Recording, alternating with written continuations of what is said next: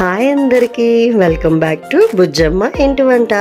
ఈరోజు వీడియోలో బెండకాయ ఫ్రై చూద్దామండి. బెండకాయలు, ఆనియన్స్, పచ్చిమిర్చి రెడీ చేసుకొని ఆయిల్ హీట్ చేసుకొని పోపు దినుసులు వేసి వెల్లుల్లిపాయ, ఇంకా ఉల్లిపాయలు, పచ్చిమిర్చి మనం కట్ చేసి పెట్టుకున్నవన్నీ కూడా ఆయిల్లో ఫ్రై చేసుకోవాలి.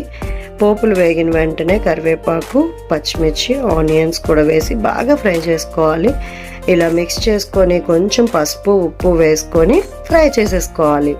ఇలా ఫ్రై చేసిన వెంటనే మనం కట్ చేసి పెట్టుకున్న బెండకాయ ముక్కల్ని వేసేయాలి. ముక్కలకి బాగా ఆయిల్ అంతా పట్టే విధంగా మిక్స్ చేసుకోవాలి. కొంచెం ఉప్పు, కారం వేసుకొని దగ్గరికి మగ్గించుకొని దించేస్తే బెండకాయ ఫ్రై రెడీ అయిపోయింది.